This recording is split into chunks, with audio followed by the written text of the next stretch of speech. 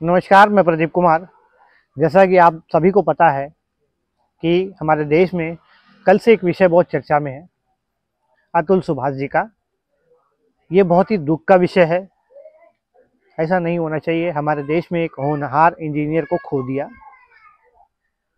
लेकिन ये इंजीनियर की हत्या है या आत्महत्या या सिस्टम ने इसकी हत्या की, इसके बारे में चर्चा जरूर करना चाहिए हमें।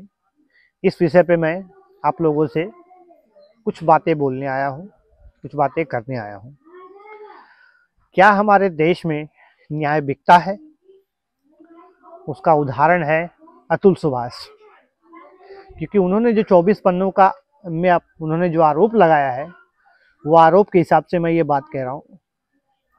क्योंकि उन्होंने कहा कि हमारे देश के जो जज हैं, जिसकी मैं बात कर रहा हूँ, डिस्ट्रिक्ट कोर्ट जिनमें उनका केस चल रहा था, उन्होंने उनसे 5 लाख रुपए की मांग की और कहा सेटल करो।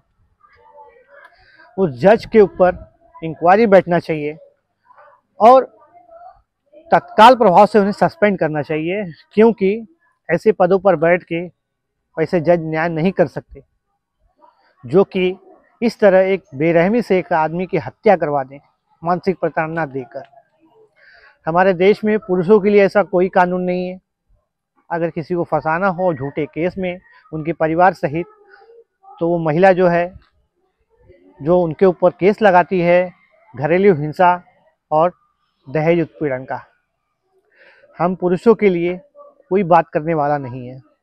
इस देश में न्यायपालिका और कार्यपालिका दोनों मूक दर्शन बन के बैठे हैं और रोज न जाने कितने फेक केस आते हैं और ऐसे कई लोग जो है हार कर आत्महत्या कर लेते हैं। कईयों के नाम मैं गिनाऊं, पिछले महीने में मुकेश पांडे जो IAS, अभी ऋषि अवस्थी, अभी सुभाष जो ये हैं ऋषि सुभाष, इसके पहले कितने लोग हैं जो सिस्टम से हार कर आत्महत्या कर लेते हैं। उनको लगता है कि सिस्टम का न्याय देर होगा और झेल नहीं पाते और वो आत्महत्या का रास्ता उनको आसान लगता है, वो आत्महत्या कर लेते हैं।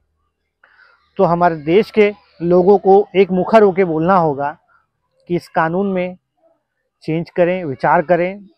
मैं ये नहीं कहता कि सारे महिलाएं एक जैसी होती हैं, लेकिन 90% केस तो फेक ही होते हैं ना। केस फेक होने की वजह से इस तरह के उत्पीड़न झेलना पड़ता है पुरुषों को। पुरुष करे तो करे क्या करे, काम करे कि इस तरह के केसेस झेले, जैसा कि इनके केस में हुआ है। सुन के दिल कचोट जाता है जब वो कहते हैं कि अगर मुझे न्याय नहीं मिला तो मेरी अस्थियों को किसी न्यायालय के गटर के सामने बहा देना।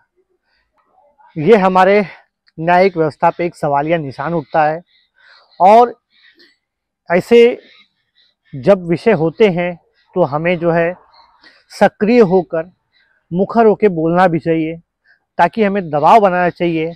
जब हमारे नेता हमसे हमारे यहाँ वोट मांगने आए तो उनसे भी सवाल पूछा जाना चाहिए कि सबके लिए अधिकार है, पुरुषों के लिए कोई अधिकार अभी तक क्यों नहीं है, इस विषय पे चर्चा क्यों नहीं होती।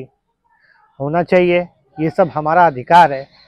क्योंकि कई लोग आत्महत्या कर रहे हैं, इनके लिए ये विषय नहीं है, हिंदू मुस्लिम का विषय है, क्योंकि उसमें मसाला है, इसमें मसाला नहीं है।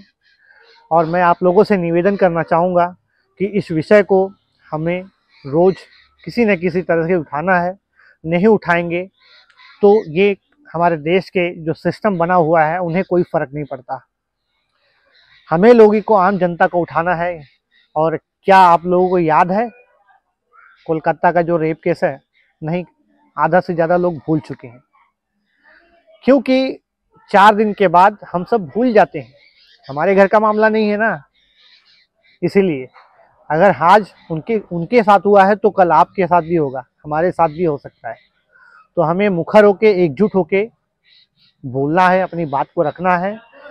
हमें अपने कार्यपालिका के ऊपर दबाव बनाना होगा। कार्यपालिका कानून बनाएगी, एक सख्त कानून, न्यायपालिका उस पर अमल करेगी।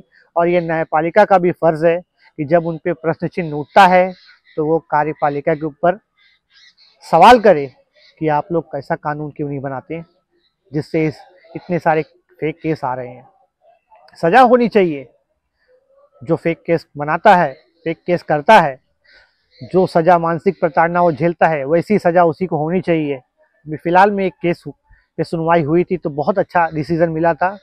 शायद वो ऐसा एक ही केस होगा मेरे हिसाब से कि जितने प्रताड़ना उनके पति ने झेला था, उतने दिन जेल में जितने दिन उनके पति रहे थे, उतने ही दिन जो है उसकी पत्नी को भी भेजा। ऐसे लोगों को मेरा सलाम है, ऐसे जज को। और मैं चाहता हूं कि सुप्रीम कोर्ट संज्ञान ले, जैसे कि अदर विषय पे संज्ञान लेता है, और ये बहुत ज़रूरी है इस देश के लिए, इस देश के प्रजातंत्र को बचाने के लिए। और अंत में मैं ये कहूँगा कि जस्टिस इज़ ड्यू, ये आखिरी जो है उनकी बातें थी, उन्हीं की बातों को मैं दोहरा रहा हूँ। न्याय उनको दिलाना है, हम सबको चुप नहीं बैठना है, शांत नहीं बैठना है। और मेरी वीडियो अगर आपको अच्छी लगती है तो आप शेयर कर सकते हैं, क्योंकि मैं मुखर होकर बोलता हूँ, मैं किसी के पक्ष में या किसी के विरोध में नहीं बात करता हूँ। तो वीडियो अच्छी लगे तो शेयर करना। अगर आप मेरे चैनल को सब्सक्राइब करेंगे तो मेरा हौसला बढ़ेगा। मुझे जो है, मुझे फ़र्क नहीं पड़ता कि मेरे कितने सब्सक्राइबर हैं, बस अगर अगर आप लोग सब्सक्राइब कर देते हैं तो मेरा हौसला बढ़ता है, और कुछ नहीं। बाकी जस्टिस इज ड्यू। जय हिंद, इनकलाब जिंदाबाद।